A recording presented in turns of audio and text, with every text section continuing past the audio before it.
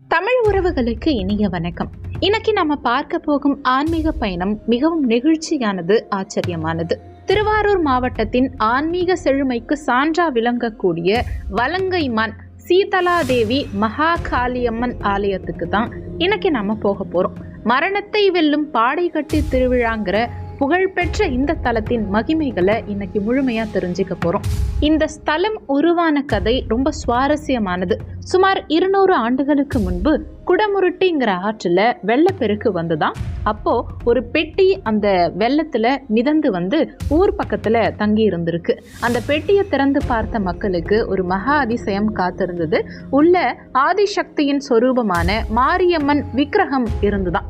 மக்கள் அந்த சிலையை பிரதிஷ்டை செய்து வழிபட ஆரம்பிச்சாங்க. சீத்தலம் அப்படின்னா குளிர்ச்சிங்கிறது பொருள். வெப்ப நோய்களை குளிர்ச்சியாக்கி குணப்படுத்துவதால இந்த அன்னைக்கு சீதலாதேவின்னு பெயர் வந்தது.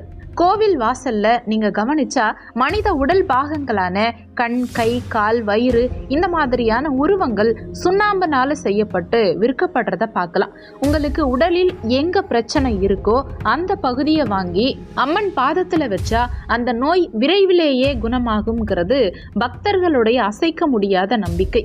மருத்துவமனைகளால கைவிடப்பட்ட பல நோயாளிகள் கூட இங்க வந்து இந்த உருவங்களை வைத்து அம்மன் கிட்ட வழிபாடு செஞ்சு வேண்டி குணம் பெற்றிருக்காங்க.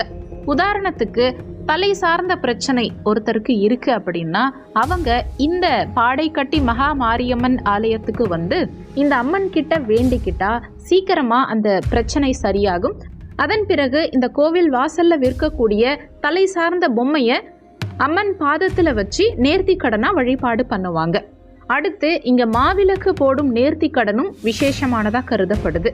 வயிறு சார்ந்த வியாதிகளால் அவதிப்படக்கூடியவங்க இந்த பாடைக்கட்டி மகா மாரியம்மனை வேண்டிக்கிட்டு சீக்கிரமா அந்த வயிறு வலி சரியானதும் இந்த ஆலயம் வந்து அம்மனுக்கு நேர்த்தி கடனா அவங்க வயிற்று மேலேயே மாவிளக்கு ஏத்துறாங்க. இதையெல்லாம் விட இதுவரைக்கும் நீங்க வேற எந்த ஸ்தலத்திலையும் கேள்விப்படாத விசித்திரமான ஒரு நேர்த்தி கடனும் இங்க பண்ணப்படுது.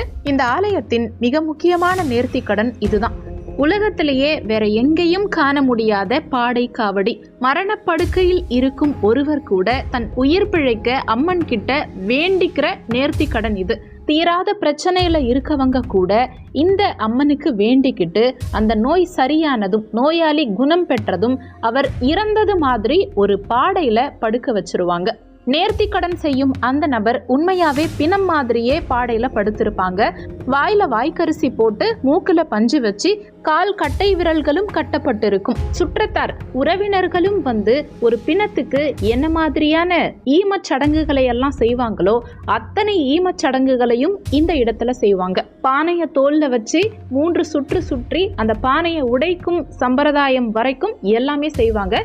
இந்த பாடை கட்டி ஈமச்சடங்கு செய்யும் அத்தனை விஷயங்களும் இந்த கோவிலை ஒட்டி இருக்கக்கூடிய குடமுருட்டி ஆற்றங்கரையில நடக்கும். இந்த கட்டப்பட்டிருக்கும் பாடையோட அந்த நபருடன் சேர்த்து ஊர்வலமா வரும் காட்சி பார்ப்பவர்கள் கண்களில் கண்ணீரை வரவழைக்கும். அந்த பாடையோட கோவில 3 சுற்று வலம் வருவாங்க. இதுல ஒரு சுவாரஸ்யமான விஷயம் என்னன்னா, பாடையில படுக்கிறதுக்கு முன்னாடியே அர்ச்சகர் அந்த நபருக்கு விபூதி வைப்பாங்களாம். விபூதி வச்சதுமே நடக்கிற விஷயம் எதுவுமே அவங்களுக்கு நினைவு இருக்காதான், சுய நினைவே இல்லாம தான் இருப்பாங்களாம். கோவில வந்தடைந்ததும் அர்ச்சகர் விபூதி இட்டு எழுந்திரு மகனேன்னு சொல்லும் போதுதான் அந்த நபர் எழுந்து வருவாங்களாம்.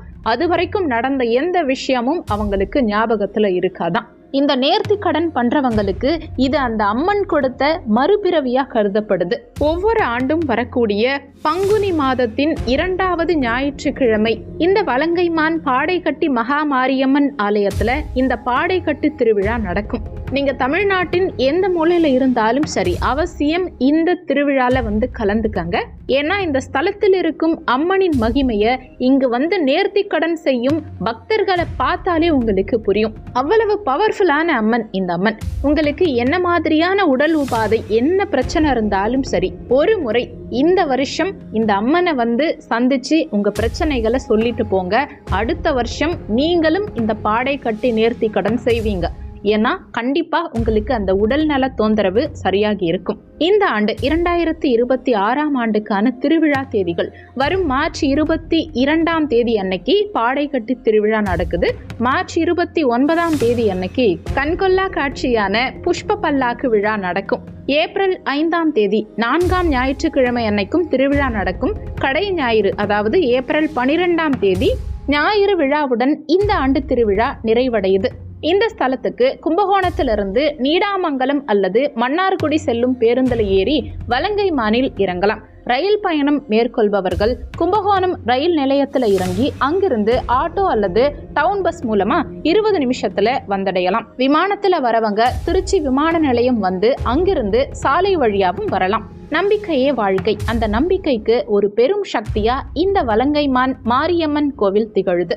இந்த திருவிழாவிற்கு உங்களால வர முடிஞ்சா கட்டாயம் நேரில் வந்து அந்த பாடை காவடி வைபவத்தை பாருங்க. உங்க வாழ்க்கையிலும் அம்மன் சீதலா தேவியின் அருள் பெருகட்டும். இந்த வீடியோ உங்களுக்கு பிடிச்சிருந்தா இந்த வீடியோக்கு லைக் பண்ணி உங்க ஆன்மீக அன்பர்களுக்கும் பகிர்ந்துக்காங்க. ஏன்னா இந்த பதிவை நீங்க மற்றவர்களுக்கு பகிர்ந்து அவங்க இந்த ஸ்தலத்துக்கு வந்து வழிபட்டா அந்த புண்ணியம் உங்களுக்கும் கிடைக்கும் இல்லையா? மற்றும் ஒரு நல்ல பதிவில் மீண்டும் சந்திப்போம். நன்றி.